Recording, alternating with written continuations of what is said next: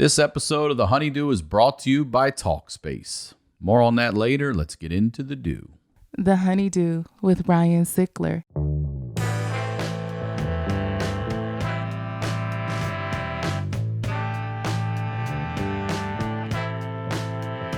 Welcome back to the HoneyDew, y'all. We're over here doing it at Studio Night Pants. I'm Ryan Sickler, ryansickler.com, Ryan Sickler on all social media.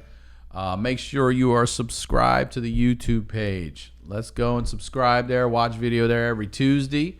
And if you or someone you know you think have a great story you'd like to hear or be told or whatever, heard, listened to, please email me at honeydewpodcast@gmail.com and submit for the HoneyDew with y'all, where I highlight the lowlights with y'all. Social media, all that stuff you can find on the honeydewpodcast.com. I want to say thank you, Night Pants Nation. We are strong and growing. Got a little shorter with the night shorts. So hit up that merch store. You got coffee mugs there now. Look at these coffee mugs. The charcoal hoodies in there, all of it. It's all there. Go there. The honeydewpodcast.com. Also, Santa Monica Music Center offering online classes from Los Angeles musicians. Go to santamonicamusic.com. Use code HoneyDew. They'll waive the registration fee and give you a free first lesson when you sign up for a package. Now that is all out of the way, as I always say, we're over here highlighting the lowlights, and these are the stories behind the storytellers, and it's wonderful to have this storyteller back. Ladies and gentlemen, please welcome Adam Ray, y'all. Welcome back to the Dew, Adam Ray. Bing. That's we'll add in a camera. sound effect. That's your camera. That's ours.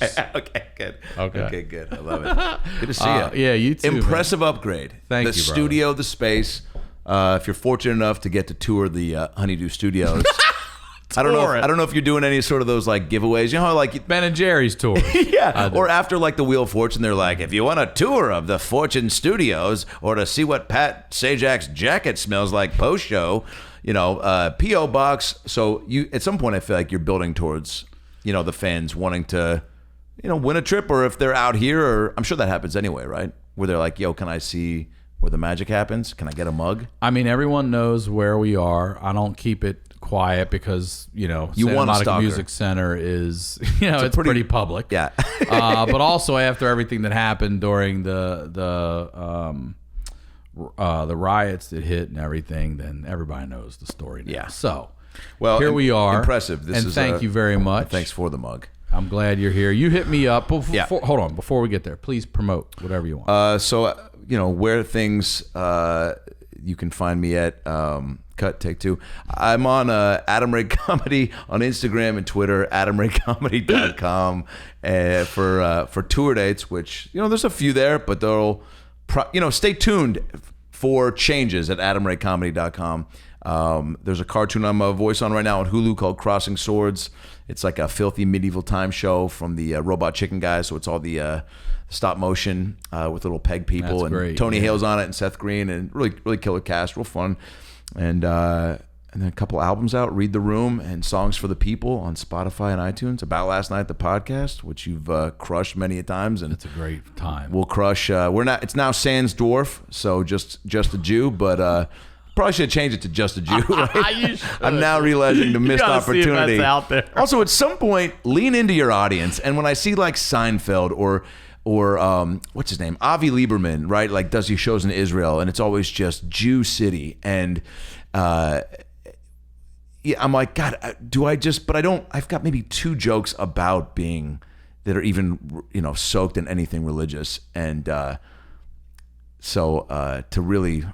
But I've done a lot of like, I was about to say synagogues, but I've done a lot of like Jewish centered shows, or at community centers, or fraternities that were all Jewish, and you'll make a couple jokes that are catered towards it. But I always see, I guess what I'm saying is like, look at Fluffy, his audience, or a fucking Kathy Griffin's got the gays really she's got makes up a big part of her audience. It does. Listen, I just want to say this is officially the worst plugging I've ever heard someone do for their self. I've heard 20 other comedians. You haven't said shit about man, you. and we're only 2:30 in. You're like, look, man, I'm doing Stu voice, and I got a website. But if I can recommend The Air Up There with Kathy Kevin Griffin. Bacon, it's a great movie. I saw it just recently. It holds up. Billy Ocean's Promote Greatest Hits, Billy my favorite Ocean. album from the 80s. Saw Billy Ocean live. Put Did a you? pin in that story. That's a good one. With my pops. He got me into Billy Ocean. But, okay, so the cartoons, the podcast, the Twittered Adam Ray Comedy. Kathy Griffin, I'm coming after the gays. Don't stop me. Jesus Christ. Hey, man, it's Friday. You know? It is. 20 man. years ago, I'd be watching Patrick Duffy and Bob Saget try to corral a family of 5, you know? I do know. TGIF, did you It's ever better. fuck with that? You know what? No. I was a big Thursday night guy always, which was like Fall Guy, Knight Rider. Then it was like Cheers, Right. Night Court, shit like that. I remember the Thursdays. I don't really remember. I wasn't a big, what was that? Full House. Oh, right, Yeah. right. I'm a little older than you, bro. Are you? Yeah, I'm 47. I got you, bro. Wow, I always feel like you're younger than me. Just- Take care of yourself. You know, I'll still Also- run a 4.64. You know what I'm saying? That's why. That's why I get let that everybody sense. know that shit. Dude, I worked out with some NFL quarterbacks for this podcast with Mark Sanchez called Fourth and Forever that Showtime Sports was doing, and we got to go down and work out with like Josh Allen and Sam Darnold, and Mark jumped in the mix, and it was a true test of like, oh man, I feel like I'm in decent shape, but then you get out on the field, I'm stretching as much as I think is necessary, and then just trying to run routes. And that was fine because I can do that and know how to turn enough and get to a spot quick enough to where they. But at one point they go, Josh, they go, it's fucking as hard as you possibly can. And I saw a little bit of like, what's that? Yeah. And I go, what are you guys talking about? You guys talking about how you can't believe the athleticism that I'm displaying right now? And they're like, 2, which was my lane. So I just take off and I run and then I just turn and stop. And dude, you can tell when someone's just like trying to end your life right in the sternum. End your 'Cause life. There's a look in the eyes of like, I'm gonna fucking toss a ball to this kid who wants to live out some dreams versus like, there's no way this isn't gonna cause some internal bleeding. And so I get to the sideline and caught it, and I was mic'd up and everything too, and it knocked me to the ground. And I go, was that game speed? And he's like, I tried to throw that as hard as I could. I go, as hard as you could? He goes, pretty hard. I go, that's what I'm saying. As hard as you could, because I need to know for retelling the story if I caught it. And that was just like, Did I take your best shot? Yeah. Or did I take your left? no, yeah. But he's like, no, I put some serious gas on it, and it fucking. And he also, like, I'm wearing a GoPro and then a mic. Dude, he hit me literally right here. I mean, crazy. I've heard stories At top of old speed. receivers of Elway. They said through their shoulder pads and everything, they would get the cross of the ball right Oh my there. God. Like, and so for you to have that, Yeah.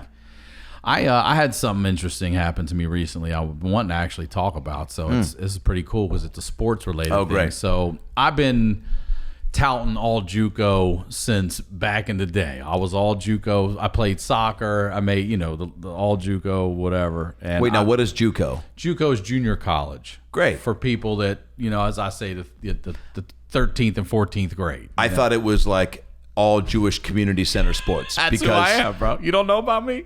I'm on all your flyers. Because we had Wesco for all those sports. So I see. JUCO, I'm like, okay, is that JUCO like is an acronym for Junior college. Great. Yeah. So, and I always fuck around, but the truth is, I always say, be the best wherever you are. Yeah. And I didn't have the financial means to go to a 4-year institution. My grades they were okay. I got a 3.0, but it wasn't good enough to go to, pay. I had no parents. I had no support. I had no nothing. Community college was my only option. It's great that it was even an option, right? Yep. And I lived with my grandmother at the time, and she lived like a mile from it. So I went, and I would get up, I would go to school, and then we would do soccer right after, and then I would go to deliver the New York Times all Get a paper around. route. Yeah. Wow. But a driving one all the way down to Annapolis. I worked till 4 in the morning, and I was doing this every night, still playing soccer, still making the all-star, all JUCO shit. How many years did you do the paper route? Just one. Okay. I couldn't keep up. I with filled doing in all for a that. buddy 4 times Yeah. and was like contemplating ending my life. Yeah, I did. I mean, no appreciation. It was like doing an open mic. You're throwing the paper. You're like, here you go. And they're like, oh, no one's up. It's 5 a.m. Yeah. All right. So you're still doing that and crushing all the sports. So I recently have Orlando Brown Jr. on the podcast from the Ravens. Amazing. And this guy hits me up, and he says, I graduated a couple years after him, and I happen to be a coach at your alma mater, junior college. Holy I'm shit. like, no way. And he's like, we got a spot for you. So he sends me a shirt, and I hit him up and I just thank him, man. And he sent the nicest letter to me. Yeah. Well, I wasn't expecting. He's like, look, you always are proud of junior. I go, look, I know I joke about it, but I am proud of like my beginnings. I'm proud of where I come from. Should be. I'm proud of how it started. I'm proud of everything I've done to get to sit right in this chair across from you right All now. contributes to it. So he sends me the nicest letter, and he says, we've got a spot for you if you can pass the conditioning test. So I was like, huh. So I call him, and I'm like, first of all, I want to thank you for what a great letter. And I go, what's your fucking conditioning test? So he starts to tell me one of them, and I'm like, Break it down I don't for know me. about that. Then he sent me another one. I was like, look, I was thinking about bringing a crew with me to shoot a little fun video, but I saw this conditioning test. I was like, yeah. What did it I'll be open rooting with? from you for the fucking stance. yeah. Well, it's gassers, but all in a certain amount of time. You're doing 100 and 200 yards or whatever. And then there was another one that I mean, it was just like, I think he said you had to run 2 miles and 12. And even my best, I could creep out 1 at 6. Yeah. 1. I ain't hitting that again around 4 laps. Not happening. Not at 47. Not with these knees. And shit. Yeah, my But I quads want are to go getting tight just practice with listening. him. I told him I'm lacing my copas up. I could go still kick a ball around. I For can't, sure. But anyway, That's amazing. It was awesome, and he told me, he's like, there's a couple kids on the team. There's one in particular that's got a trouble with the law and typical Baltimore upbringing. And he's like, and I told him about you, and I told him you came here, and I told him you played here, and he's like, I want you to know it made a difference. He really couldn't believe you started here and where you are, and it made a difference. I was like, whoa! So they sent me a jersey and a post. I'm gonna or a nice letter. I'm gonna make a post about it. But That's amazing, dude. yeah, fucking hell yeah, come all the way back around. It feels good to, reflect every now and then and go, oh, cool. Because, everyone suffers from just straight up looking this way, not even checking the rearview mirror for a heartbeat, and to like when people like that recognize it and then bring it up to you, which And also this is guy's big. 25. Yeah. So here's the other thing, like, and Christian Kershaw is his name, and I hope I didn't fuck that up. Not related to Clayton, I did ask. I think he said he's 25. Wow. You know what I mean? That's like right in this the guy's slot not of- even. He wasn't even born when I started, or right when I finished. You Wow. know what I mean? And one of my coaches, his dad is friends with and knows. So it's awesome to have That's these cool, younger man. guys even know who the fuck you are, and then throw some love your way. So appreciate y'all, Catonsville Community College. I think you're called. I don't know what you're called now, CCBC or some shit. But y'all was CCC, all JUCO when I went there. All right, so you called. Or Yeah. texted me, Yeah. and you said, I really have something I'd like to talk about. Yeah. Well, And can we talk about it? of course. What if I just was like, You know what? Actually, I thought about it a little bit more on the drive over, and nah. Let's keep talking soccer. So my coach that really influenced my life was Greg Tacone. No, yeah. So I think you've done a great job of really making the focus, with the lowlights, and so which is great because we talked about on the pod and right after the last time I was here. Sorry, if you haven't watched Adam's first episode, that's the whole. I heard it in your throat clear, Dude, it's such a my fun one man episode. show. If I ever want to do one, I really want to work on it at with a you. Please chunk call of me. time, because we basically just opened by reflecting on my mom and dad talking for the first time in maybe 10 years on FaceTime when my dad's in the hospital, potentially on his deathbed, him apologizing to her, just very having all these mortal thoughts and morbid thoughts and thinking about Mortal Kombat and I don't know, dude. I was looking for a third, and Whatever. he's playing Mortal Kombat, asking her for the cheat codes. She's like, cheating. You know everything about that. Anyway, so too soon. All right, no, that added up actually pretty well. But so that was real emotional, and then we went through my mom's dating history, which was fucking I hadn't done, and to do it with one of the best to listen and tag and observe, dude. It was. I appreciate you letting me be a part of it. It was so much fun. It made me. I was surprised at how much I could remember, and you just bring that out of people. But so in sticking with the theme of just mom and dad and folks and you made that experience comfortable to talk about all that stuff. And I remember getting emotional about some of it, but you're just good at making people want to talk about stuff that they normally wouldn't. So this falls right into that. So I was in Oregon once this pandemic hit. My stepmom, who passed, was dealing with stage 4 cancer. Probably she was about this when she passed. It had been about 2 years since the diagnosis, and she was okay, and it started to not feel well, and a lot of treatments and a lot of just pains and clots here and there and urinary just a lot of other complications.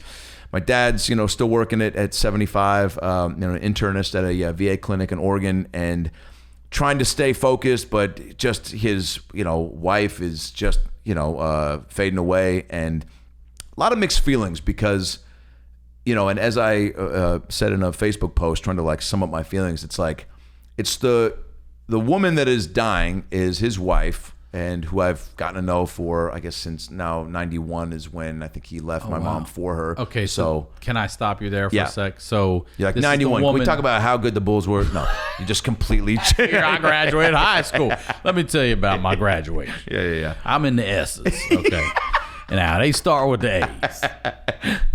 So this is the woman your dad left your mom for. Correct. And started a new family with. Right. And my dad even told me thought they were going to get back together. And my dad, and then once I think even when my stepmom had a kid, and then my pops and stepmom had 2 kids together who were my brothers, half brothers. I just call them brothers. But you're close to them, right? Oh, very, very close. Was there ever any resentment? I don't remember with your stepmom at first because she's the other woman, or no? For me, yeah, more so my sister. I just went into it I was just a very glass half full. Also, I could see, and I don't think I was a bad kid innately, but I became a better kid as a default from seeing the trouble my sister was getting into and the pain it was causing my mom as a single mom. So I try to be on my shit even more and help her clean the house when my mom was on before she got home from work, and just do things to try to do my part to make things a little easier. And so I kind of adapted that when my dad started this new family to be like, oh, just act like literally walk in and be pumped to see this woman, and to be like, because I'm thinking of my dad. I'm like, I don't want to make it weird for him. At that's fucking nice. 8, I'm thinking that's that. Very mature at 8. It was a lot of for any age. Well, a lot of pills, but they headache. No, and a lot of Flintstones vitamins, baby. All that calcium gets you thinking straight. So it was weird though, because you're over at his new place with this woman and her kid, and then they had my brother Logan, and my mom didn't know about it, and then we were told to not let her know about it, and then she found out, and that's when that I think is when she filed for divorce, because then it was like, there's no, you don't hear about your husband having a kid with another person and being like, well, I'm gonna get bunk bit. I'm gonna wait. If there's one more kid, then I'm out. That's then it. It's official. 2 more. If is it twins? You're on thin ice, motherfucker. Yeah. So that was checkmate, and then and so then so then it was just me, sister, and mom, and then now you're just dealing with this back and forth of going over to my dad's new place with. Was your sister having the same problems? She was over as 2 well? years older than me and way more locked into fuck this. She's also fuck this a girl, woman. so she knows better. And my pops left on her birthday, which my dad just told me too. He was like, I think it was on her birthday. Yeah. Damn. And so that was. She's a little more sensitive to all that, obviously, and And I was like, and I even asked him, I was like, do you remember, like, was it during cake or like, he's like, I don't fucking, do you think I want to go back there? He was like, he's listen, I know I fucked up. I'll tell you when it was. It was right after 2U, and I was out of there. I even say, ooh, yeah. I even held the ooh as I walked out the back. I fucking moonwalk, ooh. So they thought I was just trying to harmonize in the car. I heard some people singing in the back. I want to make sure they could... Bounced on her birthday, man. Yeah, hardcore. You know, and they've since made up and you know, dealt with that. But so again, wonder what she wished for next year. Oh, man, yeah. Yeah, it's yeah, man. Dad, I wish you were never here. Well, guess what? Shit's about to happen. Yeah. Poof. Yeah, man. So now she's very just not cool with the change, and so I think it affected And her never more. Was, or did she come around? No, not only She planted that flag and held it on. dude, on both I of got them. respect for people like Me that. too, man. Like, who am I to say, like, and even, you know, she ended up going to a girls' school when she I was just 8th grade through high school, my mom and I, because my sister stole my mom's van and her boyfriend and got A van? my mom's van, and her and her boyfriend took all my clothes, all my money, all my mom's shit, and drove to Arizona to like work at a fucking gym or something. I don't remember what the plan was, but they're gonna open a Cold Stone. I don't remember what the plan was. Yeah, I don't know, dude. Yeah, that was the most surprising part. I get back, my piggy bank's open, all my fucking Albertsons checks were gone, and I'm like, what are they gonna, you know? I'm like, fuck, did I sign them over already? And then all my clothes are gone. I'm like, fuck. It's like I had some key items in there, like some Michael Jordan T-shirts, some Sean Kemp hoodies, some fucking the original Patrick Ewing shoes that nobody had, and so. They got stopped on the way to Arizona. My mom's like, I have no control. I sent her off to this girls' school. My grandparents are like, yeah, she's going to end up dead. You have no control. I thought she was helping. And, you know, a lot of resentment from my sis towards my mom this whole time from that, which again, I get, but then at some point you go, mom's been crushing it for you ever since, creating so many opportunities, helping with you as you had twins by yourself, and then just struggled, has been nothing but there for you. So at some point the resentment's got to fucking come to a halt, and you got to be grateful, and you got to stop being ungrateful. And you know, my brother-in-law, when they got married, has helped with that because he comes from very little, and seeing my mom and me and the help you get and go, hey, fucking, it could be worse. I know it can be. I've dealt with it. I wished I had family that was as supportive as.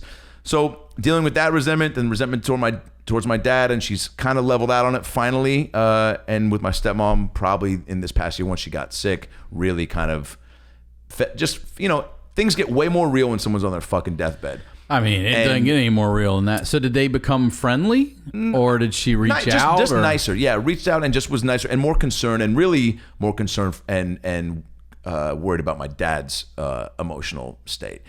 And so that actually kind of helped repair their relationship. And she, because again, just couldn't, and he finally kind of apologized to her, which I think allowed her to just drop it finally and live your life. And holding on to hate is such an overlooked piece of emotional wear and tear that I think it can cause cancer. I think that just manifests that blackness in you. Just you know, can grow into something that kills you. Yeah. Ego, all of it. Dude, my you know, Jess Lacasse stole Aaron Domingo from me in the 8th grade, and you know, am I over it? We'll see at the end of this podcast. But you know, if I pick up the phone and call, but I think if she picks up, you know, but there's been things that I've held on to that I'm like, man, this is just not doing me any good. But you are so just you've kind of given up on trying to reason, and you kind of like feeling that, you know, enraged, which I think everyone at some point, you know, whether it's being the victim or just being so jacked up about like, this is, I'm getting so fucked on this, you know, you want to kind of like lean into that and go, yeah, I'm allowed to feel this pissed, but at the end of the day, you know, cancer. Yeah. So good night, everybody. Your stepmom. So she's what kind of cancer? It was stage 4 liver, and that's a fucking you know, that's game set match. So then it's just keep you happy, keep you comfy. And she was doing all right, and came to my shows up in Portland, and when I was up there with Dane, brought them up, and we went out to Lake Chelan, which is Eastern Washington, to renew their vows. My dad was like, "It's really important. I think I don't know how much time we got left. It could be a year, it could be 5 years. She's feeling good. We'll do it now when we're feeling good. So I got a big Airbnb and got some shows up there to kind of balance it out, and brought all their kids, and my girl came with me, and my nieces, and my sister drove out, and it was great, and it was a good time, and she was able to partake in some stuff, and then was kind of sick, so kind of chilled a little bit, but got all these pictures and video from that, and it was real special and important to both them, and especially my dad. And that's what the focus has been, which is make it easier for him somehow and be a part, and really kind of quickly didn't even think about, all right, I'm gonna go up there for a month and change at least, and then however long after, to kind of be there with him, to distract him and keep him somewhat normal and happy, and make sure that he knows that he still has a life Right. to live during and then after. Because How old is he? 70, just turned 76. Okay. And so that's a real thing too, which I didn't totally understand, is the heartbreak that can go down after your spouse or a close person dies, where you're, by yourself. And I know it was a thing with dogs because I saw it happen with my sheepdogs. But I didn't know that people possessed the that same trait. Sheepdog. Yeah, man. When George lost Gracie, that was a wrap in 1998 for his stay on planet Speaking Earth. of 98, the Bulls were great that year too. Isn't that when Smash Mouth dropped All Star? Yeah. So she got real bad real quick, and then it was like, all right, I'm gonna get up there. My brother Logan came down. And So wait, they gave her from a year to 5? No. Initially? No, actually, I think it was maybe even, God, was it 2 years maybe? 2 max? Or maybe 6 months. She outlived it, I know that. And actually was fine. How old and then was she? She was maybe 68 or so. No, 66, 68. I think 68, maybe 66. But in good health otherwise. Smoked a lot though, man. I mean, it was, my first taste of cigarettes was when I would be in her van and she'd be driving my sister and I and her son somewhere. And You ain't stealing this.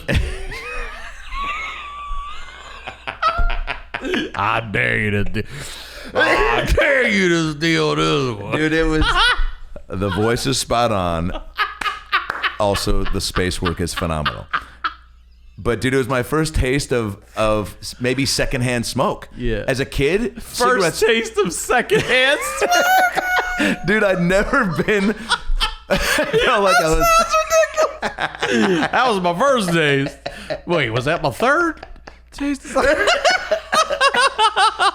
Dude, I'm in this My van, first taste of secondhand smoke is great. just trapped, and the windows are like all closed. She's hotboxing the car with fucking Joe Camel, and I'm just like in the back. And I remember the first time she yelled at me, I cracked the window and opened, and it was one of those windows that just did like, it just opened like just a little crack. Yeah, that little. So you're like, no, this is such a small amount of space.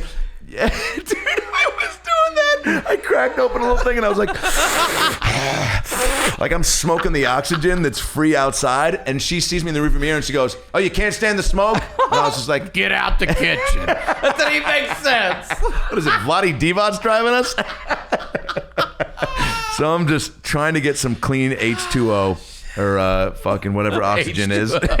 Wait, what is the oxygen? Just O2. Just O2. I'm trying to get some O2, and she was annoyed. She was just like, "Oh, sorry, sorry, I smoke." And just really, and that was my first taste of not only secondhand smoke, but also, oh, this is a weird dynamic. What is my role? And I'm in her car. We're staying at her house. It's also my dad's, but like, I quickly kind of also saw that it was weird for my dad too. I didn't really. Because now we never talked about it, so it's just like, hey, yeah, good to see you. Like he'd pick us up and bring back, and I'm gonna bring back this is my new house, and you're just kind of like, and again I just be like, cool, oh, that couch rules, and again I kind of was also like, oh, I got 2 houses now, I got 2. It's kind of fun, but just again trying to make the best of it, and But you hated it, or you didn't? yeah, hate it? no, I mean, at the end of the day, I saw how upset my mom was, and how but anytime I would start to get a clean grasp and really feel like what was happening, I just would try to distract myself, move on, go play a sport, made friends in the neighborhood where they lived, and go kick it with them. Or What was your stepmom's name? Renee. Renee. Yeah. And you would see what it's doing to your mom, and oh yeah, and like, you know what, Mom? Renee says have a cigarette. yeah. on her, actually. Chill out a little. Yeah, take it easy. Yeah. I mean, how bad would that be? Mom, I know you're stressed. What works for Renee, my other mom, is my other mom. Yeah, I mean, think about that. That's a dagger. That's a true dart to the heart. That's just fucking a mom. That's just that'll kill any mom right there. Like, oh yeah, knowing that and I remember they would just fight. My dad would drop us off, and there'd be some fight about something, money, something, and also just contentious. My mom, I didn't know this until my dad told me, thought they were gonna get back together, and then because I think she just was like, let's try to make it work. Wait, your mom? My mom did. Said she was going to try to That's work what my dad says. He's like, I think your mom thought we were going to get back together. Oh, I see. Divorce didn't happen right away when he left. Yeah. The kidnapping? What'd you say? wait, what did you say? I was like, wait, is there a plot twist in my own life that I'm not aware? Kid happened. Oh, kid happened. It was a rap on once the kidnapping happened. What? Kidnapping By the way, happened. the kidnapping happened is a fucking It's my new 90s. my next album. The kidnapping happened. Oh my God, that is some Kid and Play, Vanilla Ice. They have the same manager, maybe.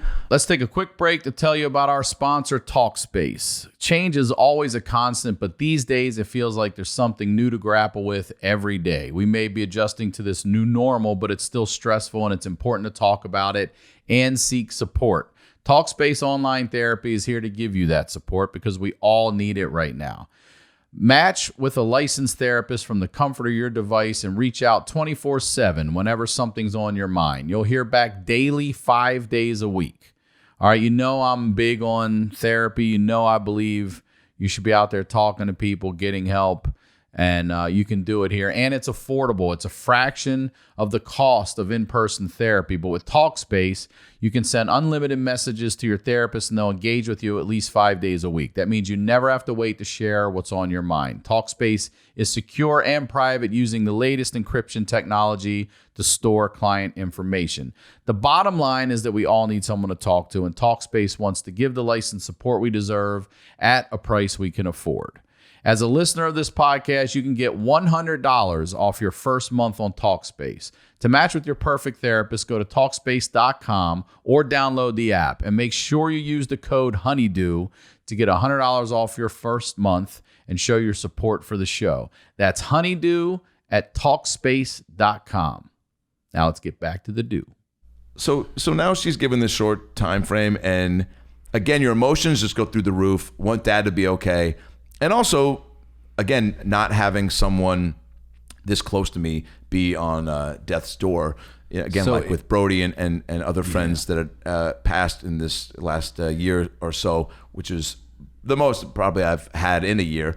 But Is she somebody in that hospice or at home care? So she got real sick. Then she went to the hospital, and I'm now I'd been in LA, then went to Arizona with my girl's family, and we're like, let's just things hadn't really taken off like they are now in AZ, as far as people just being like, you ain't stopping me from going to Quiznos. And so so now that's a place where we can chill. So then my dad's like, I don't know, man. I'm thinking there are people out there that have said that sentence. All I remember is some soundbite of someone with a gun on the courthouse in Michigan being like, all I want is a haircut and a ding dong. And, and not in that order. We'll be right back. And the newsguy's like, you can't throw the commercial. It's my program. And so we go up to Oregon because my dad's like in the hospital. But now the pandemic has hit, and now it's like, what the fuck? We can't even know for certain if we're going to be able to go to the hospital. And you couldn't at one point. And then my dad's like, wow, it's just going to be like this then. And now I'm like, all right, I got to get up there and be with him. And my brother and I were there together for a while, and then traded off weeks, and trying to keep him motivated and distracted and this, that. And then finally they were able to get her, and it was the consensus, get her on hospice. So now that's crazy. Hospice, which, by the way, texted a buddy of mine that on like day 3. I'm like, hey, can I hit you back? My stepmom's on hospice. 10 minutes later, he hits me up. He goes, dude, I feel like such an asshole. I thought you said your stepmom was on Hospice. I thought that was some new dating app. I'm like, well, she is leaving my dad. Hospice.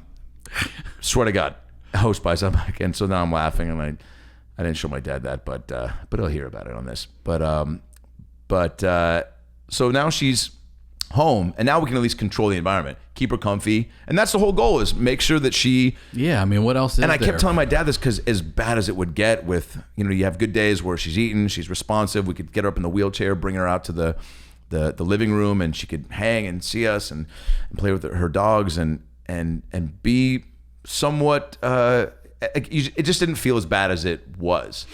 And my dad was doing okay, and still having her just in the other room was great, and he could work and go check on her. And so when he would get down, though, I'd have to remind him, like I feel like I've always done with the glass half full approach. I was like, Dad, she could be in the hospital and you couldn't be able to see her at all. Yeah. She's home, she's comfy. And you can talk to her. And he's accepted what it is, but he couldn't go in there for too long. He'd sometimes just lay with her and just sob, and then he's like, I can't be in there.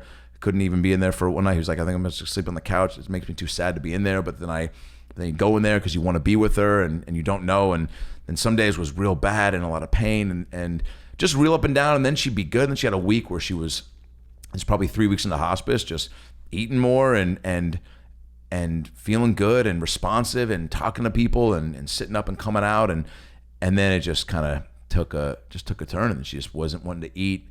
And my brother's now about to go into medical school, and my dad, being a doctor, but even as a doctor, my dad not wanting to give it, he's still feeding her when she's like, I don't want anything. He's like, we're still off, and the hospice nurse is like, at some point they just don't, they know that if they don't eat or drink anything, then that's it. Sure. But she knows that.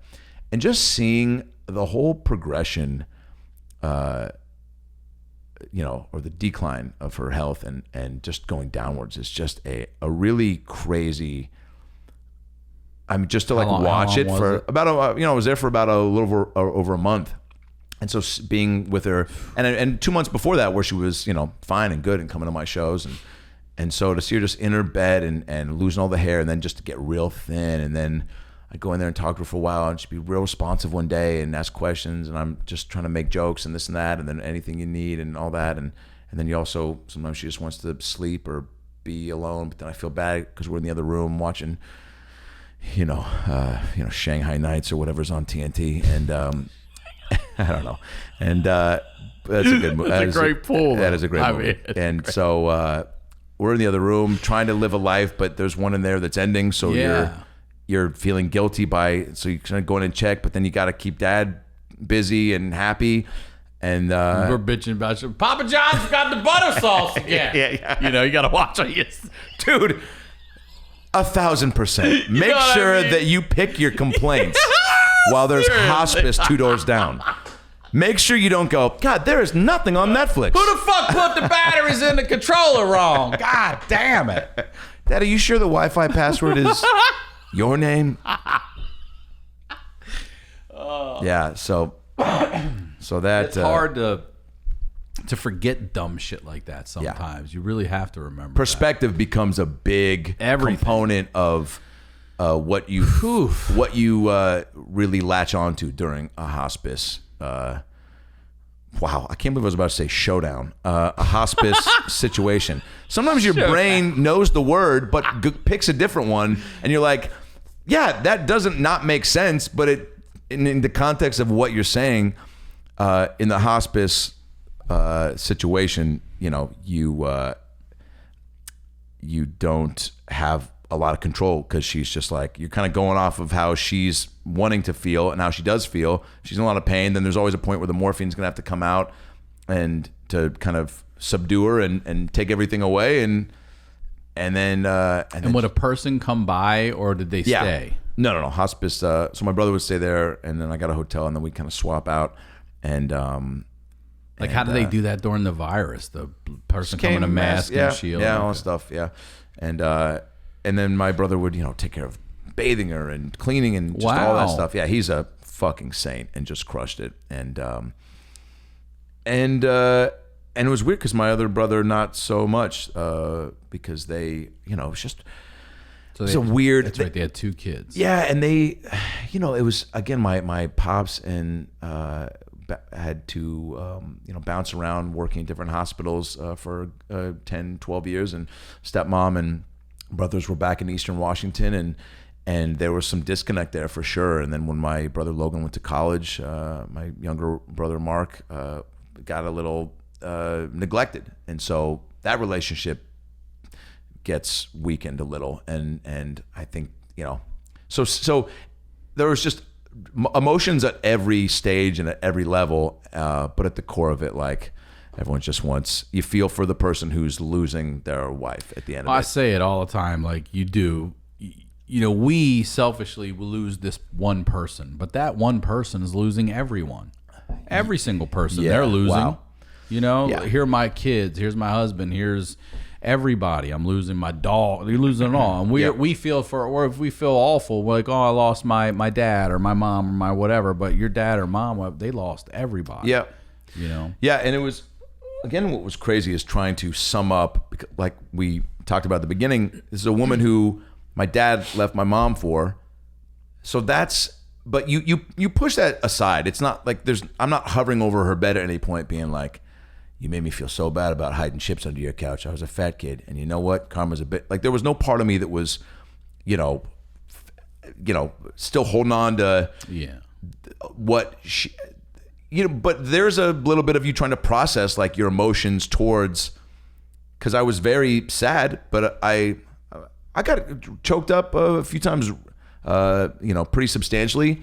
But again, you're like, all of my concern is for my dad, and emotions I think are living there.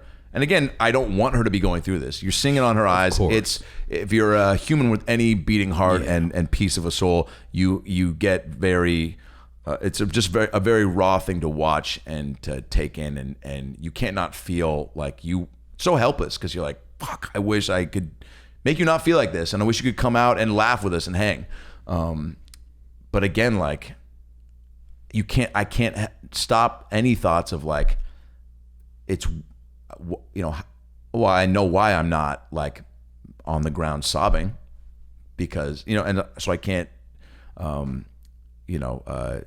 ignore that like, oh, this, like, and look, there's two sides to it. My dad chose, like, they decided together to start this life, and my dad also left. It's not like she pulled my dad away. Yeah.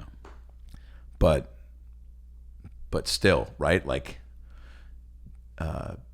trying to decide how you feel about it. And then I think what I learned is, you just gotta kind of feel how you feel. Like, don't try to get in the way of, all right, like, just be a fucking rock. It's like, no, if you need to fucking, if it hit me for some reason, like with my sister, obviously, stone cold. And your pancakes suck too. Never liked your breakfast. Always cook me that lumpia. I wanted fucking McGriddles. McGriddles. You saw me gasping for air back there. So, that's why, and I gave you that post that you can either, share or not, but that was my attempt that I put on Facebook, and trying to, again, it was such and I've been trying to do this in more facets of my comedy and just my voice in general, be a little bit more introspective with things like this, and a little more connected to experiences like this, and sharing your feelings and point of view as you're going through it. So I posted this thing on Facebook because I was like, well, this is where I'll be able to just not censor myself, and kind of, and I really didn't. I went back because I had a couple little typo things, but that's what was crazy too. I got so moved by, her passing, and I was in there with my dad for her final breaths. We'd gone back and forth. He was like, she's having a bad night. I was at the hotel. I had to get up early to do some voiceover stuff, and I was like, you know what? I'll just stay over the night, and I'll push it back a little, and then I'll go there later. But I don't want you to be by yourself with her tonight if something happens over the night. So I stayed, and she woke up, and I walked out, and Dad's sitting on the couch, and he goes, well, Renee's still with us. And I was like, awesome, fucking, he's just kind of said it a little, somewhat somber, but just kind of like, today's not, it's Monday, it's not gonna be that bad of a, hey, we'll see, here we go, start of the week. And then went in there, and then he said, oh man, she's doing those deep, heavy breaths. And so going in there and checking, and just kind of talking to her, not responsive, obviously, and a little bit kind of, and then my dad went back in, and then I went back in, and then we're just there, and then I walked out, and then he walked out right after and was just crying and was like, and then so he sits down and he immediately starts to try to call people. I'm like, Dad, just chill, like live in this moment for a second, and you don't have to do anything. But I understand you're just like, I gotta start telling people. Yes. I also need to just stop. And then he's just losing it. And then we sit down on the couch. I'm like, let's come sit down. And, and I'm trying to keep my distance from him too. He's 76. We're not touching each other this whole time. Was masking it for a good chunk of it and then just stopped because I hadn't gone anywhere. But I'm trying to keep my distance still, and sitting on the couch and just kind of, holding his hand and I'm like, let's turn on the TV. And we turn on the TV and Trump was on or whatever. And maybe put sunlight in your pee hole, and my dad was like, I can't watch this right now. Sunlight in your pee hole. Whatever it was. Wait, no. What if that's the thing? What if that's what everybody hold your pee holes over the put some sunlight up in your pee hole. Listen, as crazy as everything's been, why not? That might be the fucking thing. You're not a doctor. How do you know that's not how it don't fixes burn it? yourself, but if anybody tries it out there, please let us know if it works. Oh shit. Yeah. Sunlight in your pee hole. People were sunning their assholes. Yeah. Why not, bro? Dude, why not, man? Look, God. America is based on trying to see what goes where, and I think that there's something about sitting down, and TV was like a great distraction. Mm-hmm. I changed the channel. It's Jerry Springer, and my dad's like, "This is fine," and he's just crying and I'm just sitting there and silent, and I'm kind of turning up a little bit, and then we look down, and one of his dogs is just pumping away at this stuffed animal. Like, it's a Me Too moment for sure. Like, this dog is just going to their little poodle on this little stuffed gnome. And even then, it was like, I was telling my buddy, I go, like, this toy, I've seen dogs hump toys before, but the little like gnome thing even like kind of like was getting humped so that his body was moving towards me, like almost like, you're not gonna say anything. Like, come on, man. Yeah. And so I'm looking down, and it reminded me of this time where 3 months prior, when I was visiting them, that same poodle doing on the gnome, and my stepmom was like she's a real kooky character, and real fun, real quick too, and that was the one thing that once I got older and started to let more of my guard down, that was up, even though it was always cordial and nice, but started to really kind of just get to know her, just be accept it more, and saw how funny and quick and sweet she was, and just the good times between my dad and she, and she did this thing that I think a lot of non-comics will do, and especially relatives, where they'll say shit out of character because they're like, oh, you're a comic, you can spin any sort of bullshit I might throw your way and make it into some sort of hilarious moment that we can all enjoy, and I feel safe that I can just say things. But also, she was getting sick, and I don't think things were lining up right, so she'd just say like, my pussy hurts sometimes, and you're just like, fucking cool. Yeah, I just asked what time it was, but and so, listen, I'll be out back getting some sunshine in my dick hole, okay? No, but she would just say like funny. It wasn't like Tourette's. It was just like she just would, and it was fun. It was funny, and so seeing this, I see the dog going to town. It reminds me of a time where that's happening 3 months prior. My stepmom, we all looked down, where I was kind of like, oh man, and then my stepmom looks up at me and goes, well, at least someone's gonna come tonight. Swear to God. Swear to God. At least somebody's gonna come tonight, which is basically just being like, that like, hey, like, shots fired, like, and so she says, at least somebody's gonna come tonight, which I say, oh, what? And then we're looking down at the poodle, still just going to town. And so I think of that as I'm watching this, and here my dad and I are again watching Jerry Springer, and it's a real intense. By the way, my dad laughed at that too, because he thought she was the sense of humor, the sensibilities were on point, which was great. I know he felt guilty when we'd be out there having a good time laughing, because they did that a lot. So I think it was tough for him. He'd laugh really hard. This was the saddest thing that I saw from my dad, was laughing really hard and having an honest, and he's got a great laugh, infectious, makes you feel good. Whole face lights up. Just you want to make the person laugh, right? Now it's just like a goal of mine when I call him to get that just really deep guttural belly laugh, and he would have those, and immediately followed by just like laughing really hard, and then just why can't how come she doesn't get to do this with us? And I feel guilty having this much fun, or just all that is packaged into that immediately after. And that's so sad and crazy to see such a contrast of it's an emotional roller coaster of just, and so he was just, and that's what you're constantly battling while she's over there. My grandmother is Italian. Both of them were, but my dad's mom was an artist at doing. My friends still do it. We still make fun of her, tease her a little bit, because it was always my dad died. I never looked at it as a parent until I had a daughter, and then I wanted to call my grandmother and hug her. She had long died, but I was like, oh my God, I'd be devastated if my daughter died at 42 years old, and I had to live through that. So. But my grandmother would cry first and then come out. She'd do the opposite. She'd be like, oh, my son's never gonna come over again. Have y'all had some cheese? I mean, she would fucking drop it like that. I'd be like, Grandma, is that cry even real? Like, don't you tell me I'm not crying for real. Oh my God, all the time. Oh, would you like a sandwich? All the time. They're saying that we might have to stay indoors for another 2 months. Did you know when I put the sporks? That's exactly what it was. Second but and it was third always drawer. to take care of you. You know what I mean? Yeah. Like, do you need something to eat, huh? Because as soon as she feels too much, she's like, mom whoa, I'm being forever. greedy with these moments. What do you need right now? That's a classic mom, legit. grandma She thing. was legit. Yeah, So, man. so So we're your sitting on the dad, couch sad watching Jerry moment, I'm Springer. sorry. Turn up the volume. Jerry Springer. Which this is why this matters. It's just the what was so crazy is finding what do you do in that moment after she passes. There's no rule book for that. It's just you're truly. What do you go on a walk? Do you go sit in there in the room with her? He couldn't go in there. Even when they were taking her body out, he was like he had to go in another room and lock the door. He's like I can't watch them take her out. He dreaded that.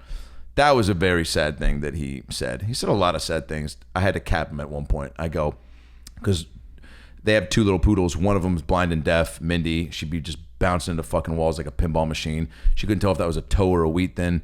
She's just like fucking... She fucking was not... It was cruel to keep her around. And so at one point she had this giant growth, fucking something Dr. Pimple Popper could not even fix. And she's just clawing and chewing at it and walking around with this fucking a couple of nut sacks spooning each other. And she's just like, is everything cool? Hey, did you guys see where that toe was? We're like, that was a cracker. You are fucked up. And so my dad's like, we just got to put her down. So we did 2 days before my stepmom passed. So stepmom passes, the other dog's walking around, very melancholy, knowing that something's wrong, is in the room, sitting on the bed, laying where my stepmom would lay, because she would stay by her side, the dog that was still with us. My dad at one point, when Sophie, the dog that's still with us, comes up, sits with my dad, and he's petting her, and he goes, oh, Sophie goes, yeah. He's like, you've had a rough week. You've lost 2 moms in the last 2 days. I go, Dad, I gotta stop you. This is fucking like this is. Hey, feel all the feelings, but that's 6 depressing statements in 24 hours, and I'm here to. I'm gonna be out back with Mindy getting some sun in my dick hole. No, Mindy, right? we had to put Mindy down. Sophie. That's right. 2 days ago. Who gives a shit? I'm correcting you on the fucking Sophie's the one that's still alive. I'm taking Sophie. We're getting outside, getting some sun up my dick hole. We're watching Jerry Springer, and we turn it up, and it's a classic. Dante, you have something you want to say to Chantrell? He's like, yeah. He's like, I've been fucking your friends, and everyone's like, oh, Jerry, and then Jerry's like, that's a lot of information. Chantrell, anything you want to say to Dante? She's like, yeah. What did she say? She goes, I got a surprise too, and it was just one of those classic. I'm not what you think I am. She's like, I'm a man. Everyone goes crazy. They zoom in on this guy, Dante, I think it was his face. And Jerry's like, Dante, that is a lot of information. She's not, Chantrell is a guy? And he's like, I'm good with that. I start laughing. My dad starts laughing. As he's crying, I'm like, all right, maybe turn it up a little bit. I think this is just what the doctor ordered. A little bit of Jay Spring to kind of take us back to reality and kind of escape the darkness for a minute. And he's kind of laughing. And then I think it's one of those things where just the comic brain comes in where, we'd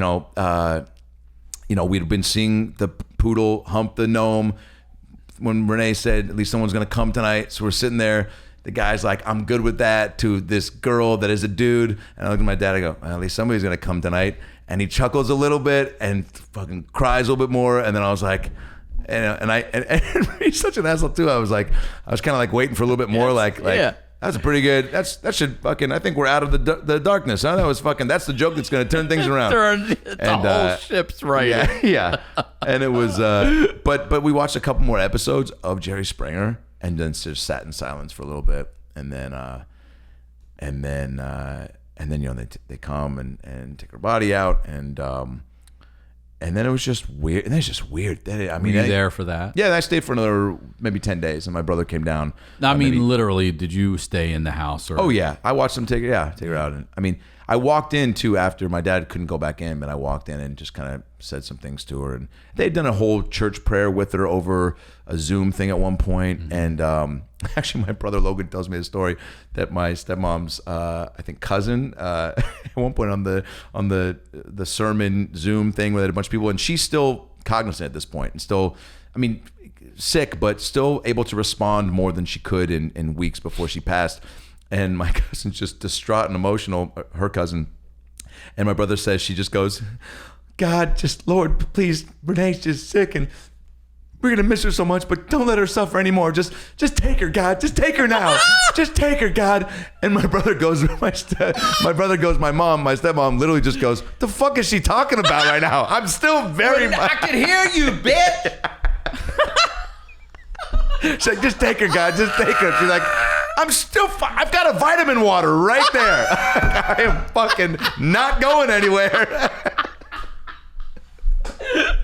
Isn't that a fucking, I know. Take her now. Yeah, dude. I'm so glad I remember that detail because my brother told me that. I was like, you can't write that shit. Oh, and the fact God. that, and he said too, because he laughed and he was mentioning how these are one of the moments that he was wanting to remember, and because it was so at that stage, you have your memories pre everything that you're going through, pre-hospice, but obviously during that time there's going to be other things you think about, so you want to try to find some of those positive gems to hold on to, and that was one that was so funny. They told me, tell that bitch not to pray out loud anymore. Can you pray in your head? That's what it please is. All of a sudden you say it, you got to say it out loud because you're on Zoom. Oh shit! That dude. shit you share with the neighbors. Yes, not with the person who was losing their or life. fucking type it in the chat to the pastor. Yeah. Sorry, misspelled that. Can you tell God to take her now? I feel like this is something I should not say out loud in front of everybody, especially her. Send. God. So that moment after was just crazy, man. And then I'm there for 10 days after, just to get my dad back into a routine and get some rhythm back to his life, because you're just like, and you can't. That was, how long were they together? What was it? 20 years? 28 years. From 91 to whatever. Yeah. Yeah. Time. And so he's done the thing where go through photos and pics, and a lot of people reached out, and his birthday was about a week after, and I made him some really fun birthday video with some friends and of his and friends of mine, and some cool people that I've got to become buds with that he's really keen on. Angela Johnson was like one of their favorite comics, and she sent a really heartfelt message, which was incredible. It was all to wishing him a happy birthday, and I told people what was happening just to be like, not saying they needed to mention it, and Angela did, because we watched her special that day too, and they had gone to see her together, and she had a really I know she's a sweet girl, but this was like a very touching thing, and my dad was just sobbing about Renee and just all these nice things, and just about what she'd heard about Dante her. Back on. Dude, he said he's watched the birthday video like 30 times. That's nice. Because he fucking makes him feel That is good. nice. And so did Dante call in? You should find good that with that. guy. You should find that real guy. No shit. A happy birthday for your dad. No shit. Because first got to make him smile post pass. I'm saying, man, that's powerful. That is powerful. That's so funny. But so, now he's flipping through albums. You're going through this up and down situation of like, I want to move on and be happy, but then I don't want to move on too quick. And so you just let him go at his own speed and be there, distract. I felt like I was, my brother as well, like crushing it as far as like, I mean, as soon as I would feel my dad start to sulk and go down and say another, like, you know, boy, good thing we didn't have birds because I probably would have fucking killed that. It's like, dude, again, let's stay on the positive train. Yeah. So anytime he would sulk, I would just jump in with conversation about sports has bonded us big time. We're just, you know, and or something funny that happened to me or something that I was Remember working the on. Sonics? They're gone too.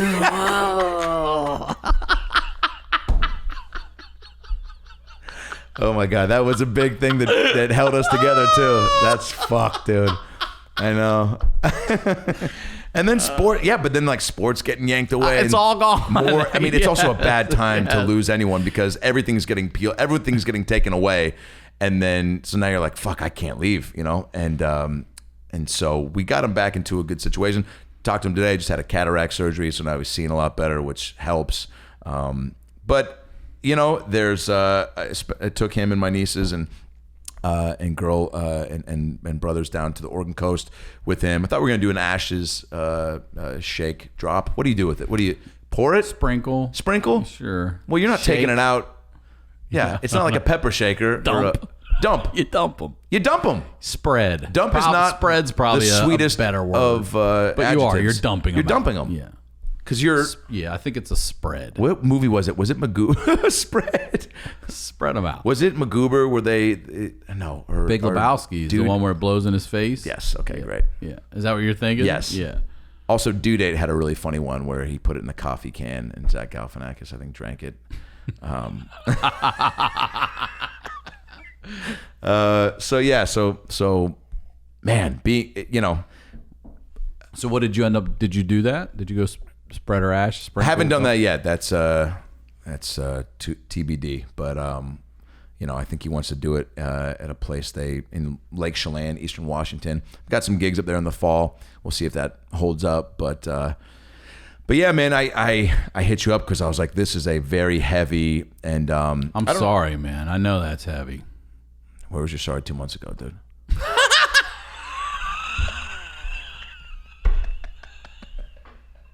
What if I really meant that? I would love it. I would love it. And that's how it ends. And I would hold this episode even longer. We recorded in July, but it's just going to drop for the fall moon, okay? The autumn moon episode with Adam Ray. That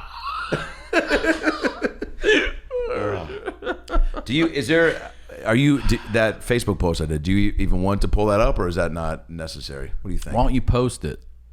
I did. I mean, post it when I post the episode, add it to these posts. Repost it? Yeah, why not? Yeah. It's worthy of a repost. Is it?